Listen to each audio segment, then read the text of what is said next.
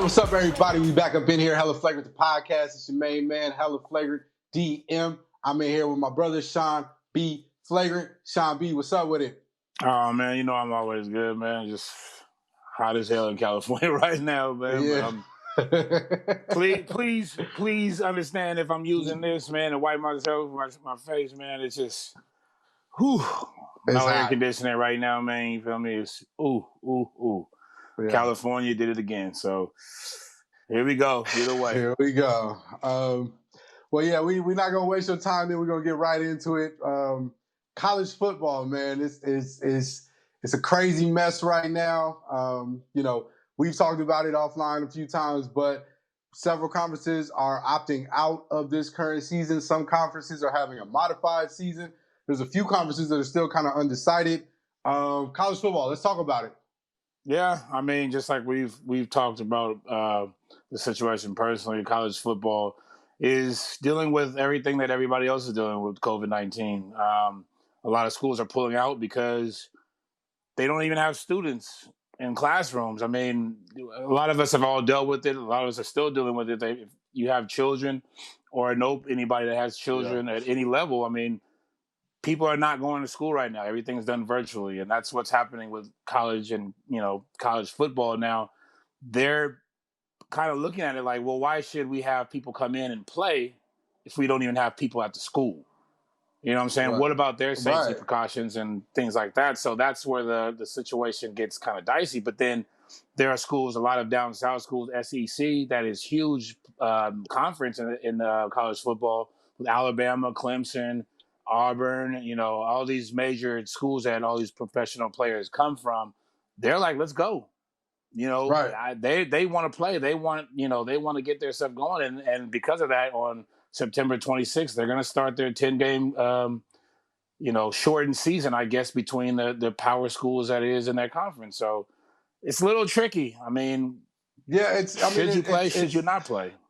I think it's a little deeper than just tricky, though, too, because, again, the other argument becomes if professional sports haven't figured it out, why do we assume that college sports can get it right?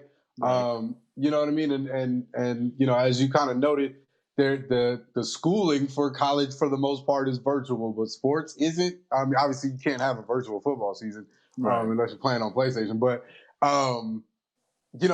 how is that? How is that going to work? How do we know that this is really going to work? And then on the flip side, if you're a guy that's in a conference that decides to play, but you for your own health, and maybe you're, a young guy that's already had a kid or something, or whatever the case may be, you just don't want to run the risk of catching COVID-19 through sports.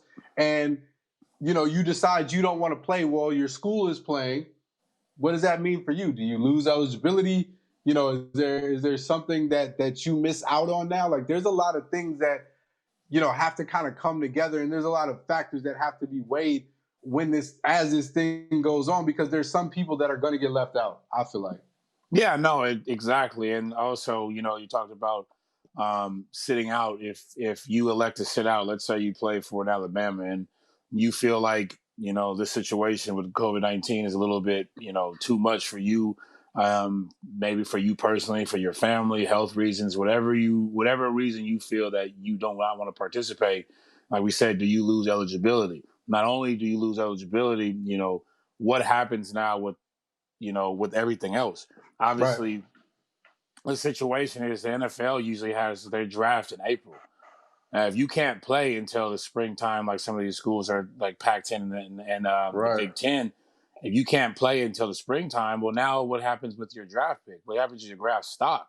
Well, now the SEC has been playing, and they can, they have their season going on, and all the scouts are looking at them. Do you now drop in the draft if you can get drafted, or players that maybe didn't even have a choice or a chance to prove themselves, maybe they don't even get drafted at all because of this. You know what I'm saying? So that's the dilemma on that end. But then on the other end, if you're Justin Fields, who plays for Ohio State, which is a major school in college football, what happens to you? You were projected to be one of the number one picks.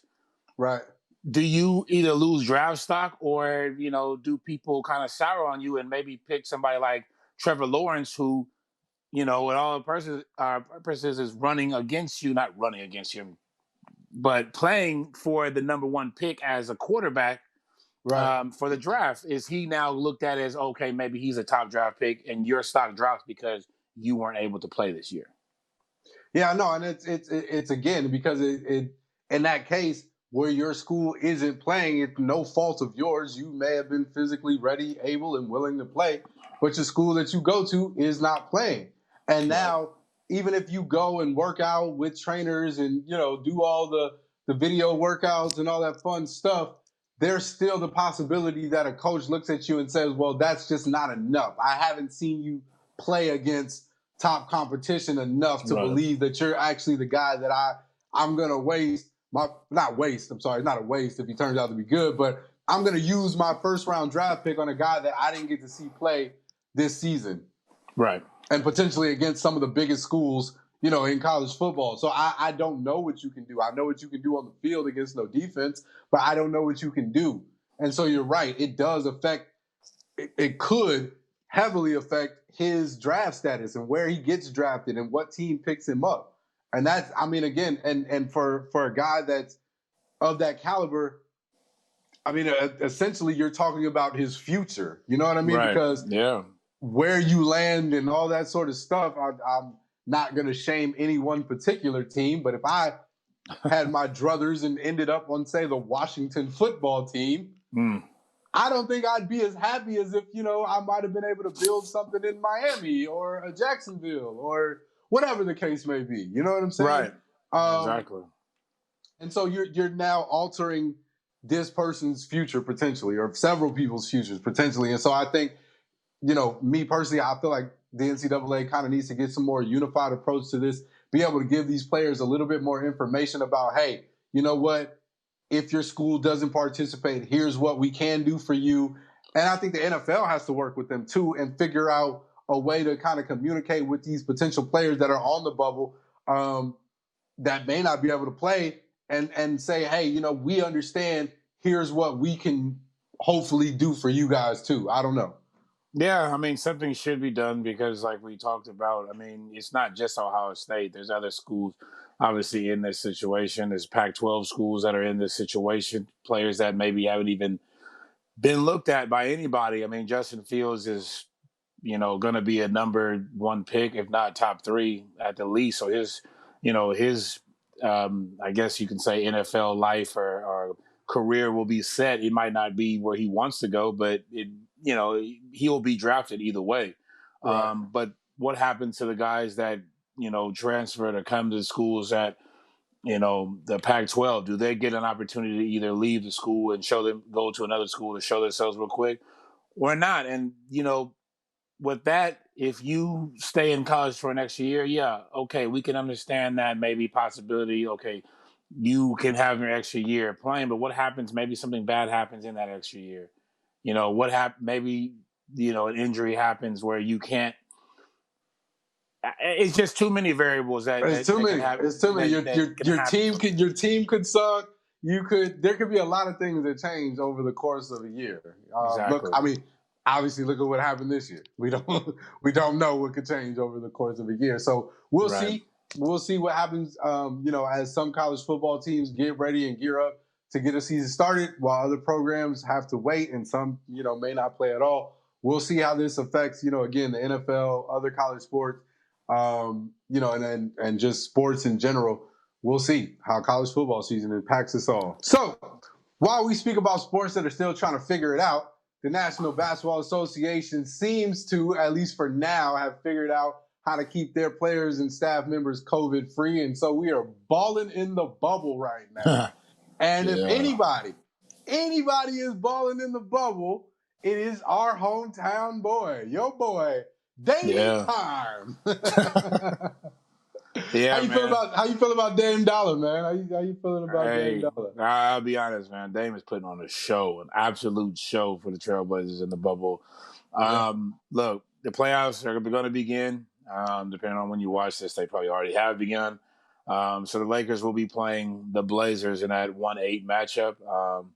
Look, Dame has been hot the whole time he's been in the bubble. Trailblazers has been getting by. We've talked about it a lot. No defense has been played by them at all. But None. Dame has None. literally carried that team on his back with 61 point performance the other day, 51 point performance the other day, 42 to close it out, to get to the play-in game, 31 in the play-in game. Look, he's on another planet right now. The man is hitting literally every shot. One of the shots he took from half court just pulled up straight in. I forgot who was guarding him. Just walk across the line, pulled up, bang. Like Yeah. his confidence is through the roof right now. And I mean, Yeah. if you're a Laker fan, you should be very, very, very nervous, at least for the offensive performance. I can't give you anything about the defense. I'm sure LeBron and AD will go crazy on them, Yeah. but At least through offensively, the you don't have first. problems. At least through that first game, maybe 2 games. The thing is, and I like Dame a lot. I like what Dame's doing. I like the excitement that Dame has brought to the bubble. I like that he has taken it upon himself to emerge as this bubble star, and he's taken on this moniker and this theme. Let's go. You know what I mean? He wants to put up points. He wants to be that guy. He wants to carry his underdog team through the situation, and I love all of it. But as a realist and as a basketball realist, I just can't honestly say that this way and style of playing is going to last through, a series. I believe that it's great. I think it looks great against certain teams for a game. But as we've talked about this a lot, but I'll say it right here. Having every game come down to 1-2 shots, 2-3 points, a call that goes either way, it's just not sustainable planning for a real playoff in my mind. Now, Yeah. Dame, Blazers, y'all can prove me wrong. Y'all could win 4 games in a row all by 2 points on a last second shot. It's possible. It could happen. I'm just, as a basketball realist, I can't see that for a number of reasons. Number one is the numbers. If you look at the numbers, a 61, a 42, what do you have, 50, 51. 51. Yeah, 51, 61. 51, 61, 42, and 31. Yeah, and 31. When you look at those numbers, they sound amazing. Only one of those games was he shooting over 30% from both the field and the 3-point. Other games he's shooting way under, which also means that some of your other guys aren't getting touches for me to have to put up the ball that many times, which means some people aren't in a rhythm. And if I'm down in a 1-2 point game and they're double teaming Dame and CJ's not in a rhythm, Melo's not in a rhythm, that's more of a problem. You know what I'm saying? And again, I don't want to sound like I'm knocking it. I'm just trying to be a realist here about how these games are being won. And then on the flip side, when you look at who they're facing in the Lakers, playoff LeBron is not going to be what we've seen for the last 2 weeks. I'm 100% positive. We're going to get the LeBron that we're more close to seeing. He's going to be more of a floor general. There's going to be more of him taking over. And so, with that being said, that poses a threat to a Portland that does not obviously play defense very well, if at all, sometimes. So, that's my take on how it's still going to be tough. Like, I like Dame, I like to see him ball, but I feel like as a team, Portland's going to have a tough road moving ahead.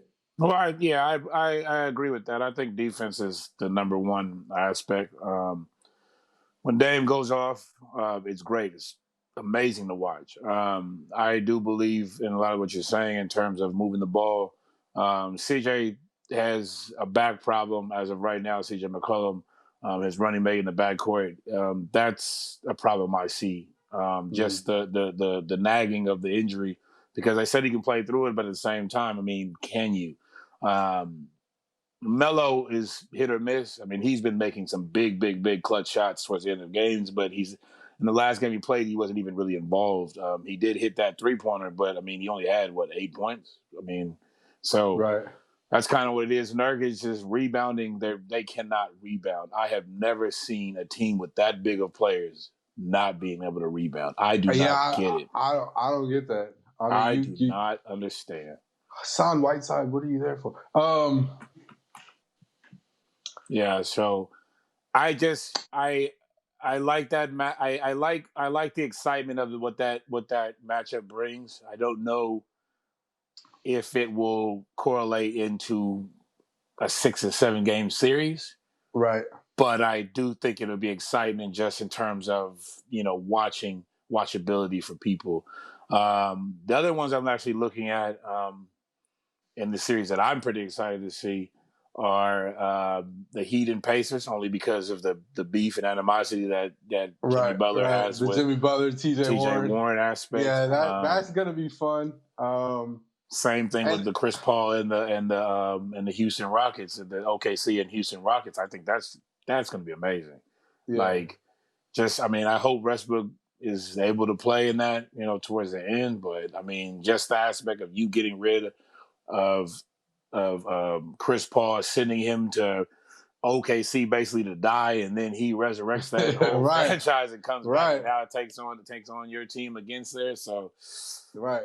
that should be a good And look too. basically, I mean, and a lot of the same pieces that people were told couldn't win Yeah. in OKC, and Chris Paul kind of brought that back together. So yeah, I definitely, obviously Westbrook, Harden both being former Thunder, that's going to be a lot of hype. So that was going to be fun. But yeah, anything else in this playoffs as the playoffs get ready to start? Obviously, we're looking towards Milwaukee. Who to me is not as exciting as I thought they would be coming into this bubble. Like, they're cool, but like I thought they'd be the most dominant team in the East. Yeah, And they're just all right. Yeah, I mean they actually kind of are starting to look exactly how they looked the last 2 years in the playoffs. I mean, every time they're, regular season, they're great. They're beating teams by 20, 30 points, and then they get to the playoffs and they tighten up. Yep. I don't know. I really like Giannis. I like what he's been doing. We talked about it earlier. He doesn't look the same right now, even though he is putting up the points. It doesn't seem like he's very focused right now. Yeah, he's headbutting people all the time. That's why, bro. Yeah, I mean, exactly. Frustrated. Exactly. I mean, that's uncharacteristic for him or for anybody for that matter. Yeah. I mean, so we'll see what that matchup looks like. I mean, I don't think it'll be any problem with them getting past Orlando, but at the same time, what does that bode for them later on in the playoffs in terms of, facing a possibility of Toronto or Boston, because I'm not going to say the Sixers because the Sixers not going anywhere at all. Sorry, Joel. You can go home and eat your hamburgers and all that other stuff. And so that guy, man, I probably he doesn't need to go home. He just he eats them right there on the bench. He doesn't need to go home. He's gonna go home. He might not need to go home. Yeah. He's gonna go home. Yeah. Yeah, I know. And so for me, honestly, my team out the East right now is Boston. I want to see what they do. But it's kind of a toss up. I mean, it's still really, to me, a few teams game in the East. I think that in a series situation, Toronto may still be able to win, and pull out some wins. And so yeah, I mean, it looks like the East Coast is a real toss up. But what about in the West? Is it the same, or do we have a clear favorite? I know obviously the Lakers were the favorite going into the season, but Portland is the new bubble, I guess, Cinderella story. You've got Dallas, who's playing fairly decent. You've got LA Clippers that are playing fairly decent. So what does the West look like? Well, I mean, it's a lot of teams that could come out. I mean, obviously, we talk about LA being, I guess, the favorite in the beginning. I don't know how much now because of, the guard play and losing a few players that were really important to them. I don't know if they are the favorite. The Clippers are still there, even though they haven't been great in the play-in seeds or the 8-game, whatever you want to call them, warm-up games, I guess. They've still been playing pretty well. They still have Kawhi Leonard. They still have Playoff P or Paul George or whatever the hell he calls himself. Even though I don't really understand why he can call himself something Playoff P like he does something. He's terrible in the playoffs. But let's get off of that. But other than that, I mean, they have Lou Will. They have Montrezl Harrell, who's came back from, losing his, I think it's his grandmother. But he's back now in the fold. And then, of course, Patrick Beverley, who was a monster on the defensive end. So they're deep. They might do some things, obviously. I don't really like Dallas as much only because of they play less defense than Portland does. So I Yeah, can't see them getting past it, especially in the first round they play the Clippers who play all the yeah, defense. So yeah, that's not going to work. yeah. So yeah, I mean, with the teams that we just named, I still think it's a two-team race with the Lakers and the Clippers. I think it's still going to come down to that towards the end. I think the Rockets could surprise a few people, but I mean, without having Westbrook in the beginning, it might be a little tough because OKC is going to give them everything they can handle. I'll Yeah. be very serious about that. I think that might be the So best who's series of the whole guarding thing. Steven Adams? Let's be honest. Who is guarding Steven Adams? I mean, you know who's guarding Steven No, Adams. no, It's just no, how will his no. body hold up against But Steven Adams? Let's you just be have a serious. whole center sitting on the bench. Like y'all have a Yeah, whole center sitting on yeah. the bench. Tyson Chandler sitting there wasting away doing nothing when they got Come on, PJ bring him Tucker. in for like 3 fouls. Like let him get 3 good fouls in or something. Rough up Steven Adams. Like, you can't rough up Steven Adams, but Man. but I don't know. Yeah, I mean it's I don't really know, honestly. I don't PJ Tucker has no choice and no chance against Steven Adams or anybody, to be frank. I mean, he's going against, let's be serious. I mean, you play the Lakers, you're playing against AD and Dwight. You play against the Clippers, you still got to battle against Zubaz, Montrezl Harrell, everybody. Like KCP, if you play against Dallas, I mean, whoever you go against in the West, even if for some reason the Blazers make it, you still got to deal with, Nurkic and Right. Whiteside and Zach Collins and every team And in it's the not West it's has a not big just for man. one night. You know what I mean? You got to deal with them for at least 4. You know what I Yeah, mean? at the minimum, you right. got to And deal with them for 4 nights. Like right, and if you get past them, then guess what? You got some more on but, deck for the next series. yeah, So that's a tough one. They put PJ Tucker in a tough spot with that. yeah, for real. Whew, yeah. So Good luck, we'll see how PJ. that goes. NBA playoffs get ready to start or starting, like I said, when depending on when y'all watch this. But tune in. We'll always have updates about the playoffs. Some other NBA news. The New Orleans Pelicans. They felt like it was time to move on from Alvin Gentry. The only reason why I'm like, I don't want to say I'm not happy about this. That's not like, don't take that. Yeah. I'm just happy I was right about this because I said this like 3 weeks ago that if for any reason New Orleans doesn't make it into this little playoff, that Alvin Gentry was likely going to get fired and that the Pelicans probably should move on from Alvin Gentry. Not because he's a bad guy, but he's not the head coach that team needs to lead them to become a playoff contending team. He's just not. He's a good assistant. He's a good backup coach, but I don't think he's that guy to lead that team where they need to go right now.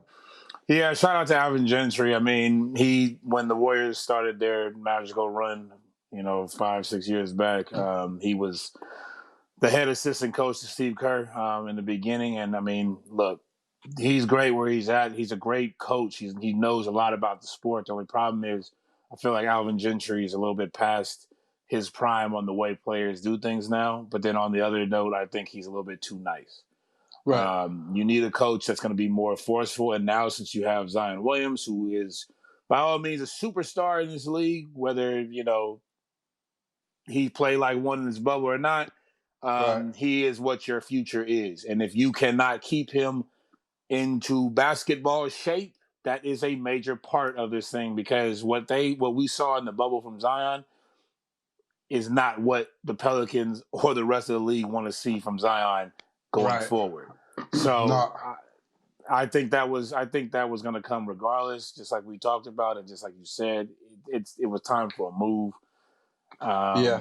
And hopefully he gets back on his feet as an assistant or doing something because Alvin Gentry, I think, is a great guy. I just think that he was not right for this team with this core of young players. They need somebody that's going to be more strict and more, accepting of what they have and push the players in the right direction as opposed to just being nice and letting them do whatever they really want to do. Yeah, absolutely. So I feel like Alvin Gentry may land a good assistant coach job somewhere. and I think he's still going to be all right and still be a good guy to have on a team, just maybe not as a head coach somewhere. So shout out to Alvin Gentry, and the run that he had with the Pelicans. So in other NBA news, we like to comment on everything that goes on in the league. The league is now, obviously, with the playoffs starting, they're allowing players to make sure that they get close to their families. And so families and allowed, guests are now being allowed to enter into the NBA's bubble. And this is kind of interesting just because, there's a stigma about players and their girlfriends and who's really who and what. And so now we get to see, like, NBA strictly said, no IG models. None of that. We need to make sure y'all are really together. So guys, you got to start claiming them. If that's yours, you got to start claiming them. Man.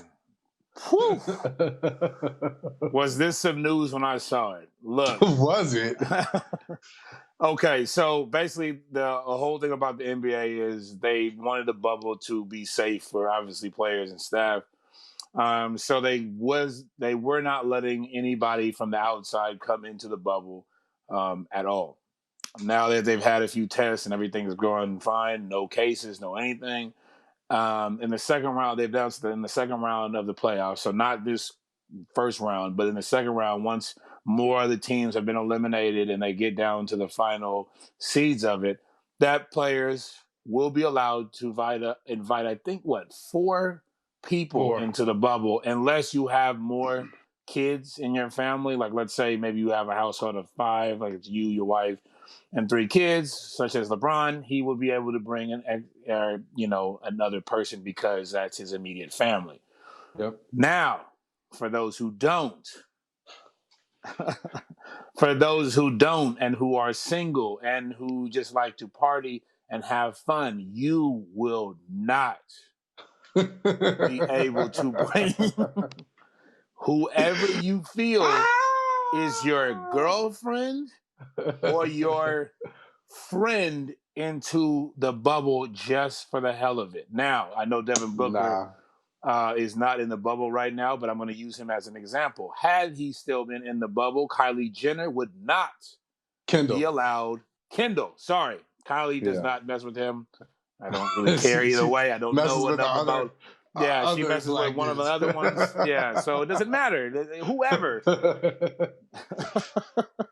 Tristan Thompson, you would not have been able to bring Chloe in this thing. So. Technically. Technically, yes, you would have actually. Now I think about it. You have a baby. So let's review this then. Kendall, no. Chloe, yes. You see the difference? Kendall is just the girlfriend. Chloe is the baby mama. Chloe, yes. Kendall, no. For all you guys who like the Kardashians, there you go. There's a little bit for that. I bet that'll get. We probably have more attention from that than the actual.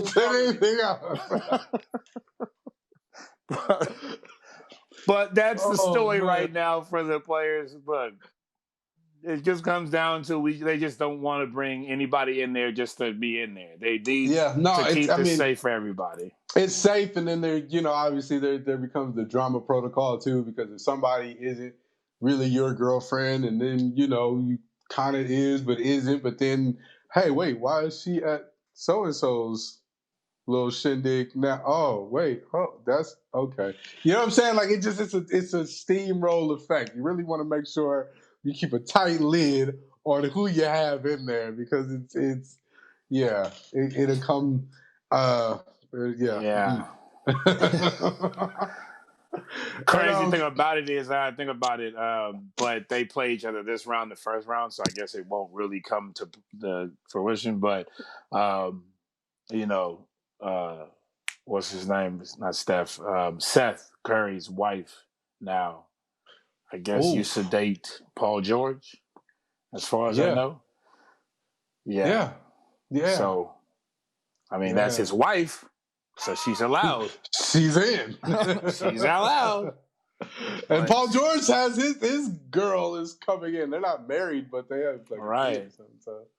And when I say this is a bubble, this means this is a bubble. This is like a community. Even though this Right. is Like, no, Disney we're World, here. this is We're there. here. So This is tight knit. Like, this is right, not like, oh, you're 5 miles. No, you probably like 5 rooms away. right, Like, you may very well stay on the next floor down. I may see you for breakfast regularly. exactly, regularly. So So word to the wise NBA players: if you have a girlfriend or a baby mama who might have been in the scene before, she will still see somebody she might have previously see, seen because or it's a dated. very it's the sports dating world is already a tight knit community. You know what I'm saying? Right, Like, it's already smaller than a lot of people think, and it's, you know what I'm saying? Like, it's a lot right. there. It's Be a lot. careful who you bring to this bubble because you want them to come home with you from this From this bubble. bubble. Yeah. That's all I gotta say. I don't want Right. to touch anymore. That's all I gotta say. Make um, sure the girl you bring to the Orlando leaves Orlando with you. with you, and you don't leave with anyone else, and she don't. Yeah. I'm wiping my sweat because I'm hot, but I'm also wiping for other reasons too. Because it Woo! got deep for a minute. We went to church for a second. Anyway, Yes. speaking on players bringing people places, and that they probably shouldn't be, the Seattle Seahawks, they had to let go of a rookie, Mhm. because he snuck a woman into the team hotel, but this guy really put her in Seahawks gear and Right. try to have her act like she was a player. Like, everybody on the Seahawks isn't taller than 5'8", and it doesn't weigh more than 130. Like, who is this 5'2", 124-pound running back that we just got from the Seahawks? Like, Sneaking what in was kickers that? into your You hotel know what I'm room? Like, come saying? on. Like, come on, man. Yeah. So do you? I don't even remember the guy's name. It doesn't even I really don't. matter, to It be doesn't honest with matter. I you, don't even because remember he's not employed with the Seattle either. Seahawks, Cut. That's and his name. he wasn't even drafted. So let's just take a dive into that situation. You weren't drafted by the team. They allowed you to come on for a practice, just to basically get to possibly make the team. I guess you can say the Right. non-guaranteed contract. Right. You come to camp.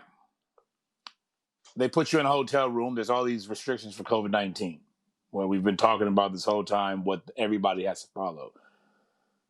You decide to sneak a woman into your room. You haven't proven anything to anybody.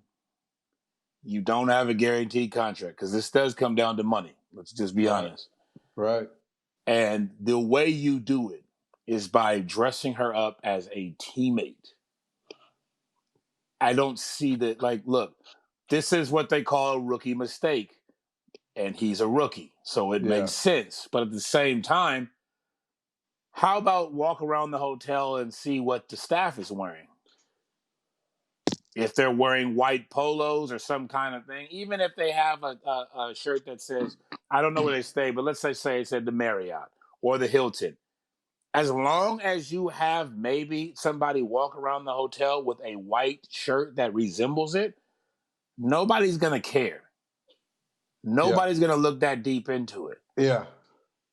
So if that's the case, maybe have the person that you bring in there come up that way. But dressing her up as Russell Wilson is not going to work. And here's my thing. Like, it's funny. It's funny to say that, and it's funny how it sounds. But I was having a conversation with somebody else, and it really kind of hit me that, like, you did this. You obviously put your future as an NFL player in jeopardy, because nobody's going to be able to trust you. But Right. deeper than that, as I was saying, you put your team and even possibly the league in jeopardy, Yeah. because the league has set up these protocols to be able to prove that it can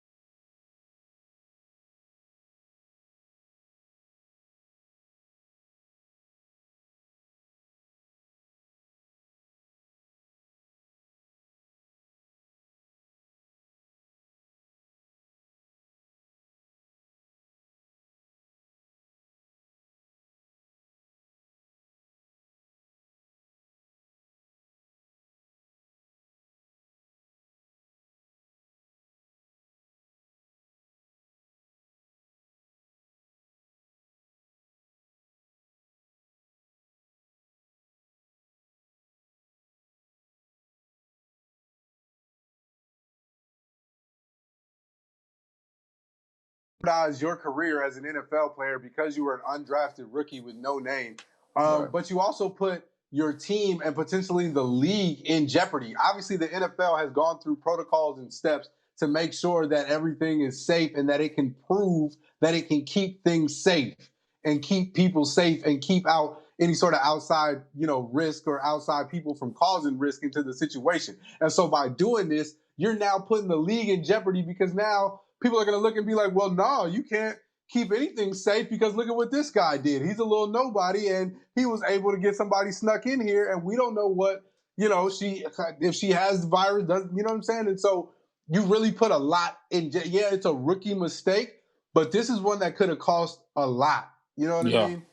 Yeah, no, I agree. And I mean, with the team, with everything, like you say, with the league, I mean, look, at this point in all sports, I mean, we're one serious case away from everything shutting down completely. I mean, we don't talk that much about baseball in here, but I mean, baseball is going through that right now. Seriously, right now. Right now. And the NFL is going to have that problem because let's be serious. Like, if there's no bubble, there's a problem because you traveling, you're doing different things. You're going to come in contact with different people that possibly you might not or should not be around. And it's, you trying to sneak in different people into a team hotel. I mean, this person could have the virus, could be asymptomatic, could not even be showing symptoms. And then she, gives it to that, to the rookie. He gives it to his teammates. Everybody's thinking everything's fine, but then it's not. Now you got a whole team that's completely, in jeopardy of the season. And the season's starting, September 13th? I mean, it's right around the corner. Right. So, you know what I mean? And this is a problem. That's a problem. And so, I think, and shout out to my homie DJ Smalls. We was talking about this topic, but Smalls told me, and I feel like he's right. Every league needed to see this happen. Like it's for him personally, you made a mistake. You're now the scapegoat. But every league needed to see this happen so that they can continue to look for things to be able to stop things and be able to spot things and stop them from happening if they really want to ensure the longevity of their season. You know what I'm saying? Like, they needed to see this. Yeah, take it seriously. NFL, NBA, everybody. Like, there's a reason why IG models are not allowed to come into the bubble. It's not just, to destroy people's pleasure. It's for a reason. You know what I'm saying? Like, they needed everybody to take this seriously, whether it be NBA, NFL. Obviously, Major League Baseball is having their issues right now, but UFC, fighting, anything, any professional sports, everybody needs to take it seriously because it doesn't take that much to completely stop the sport because of COVID-19. Yeah, and so we'll see. We'll see how the leagues continue to approach COVID-19. We've discussed the possibility of bubbles in other sports. We'll see if that actually comes to fruition. But we'll continue as a team. We'll continue to watch how teams and leagues continue to monitor COVID-19 and quarantine situations and potential bubbles as we move forward with sports. And so with that being said, that wraps up this episode. Obviously, my internet is tired of us talking, and it has gone blurry, and it doesn't want me to say anything anymore. So I'm not even going to have a long-winded piece. We just going to say goodbye, and we going to be out.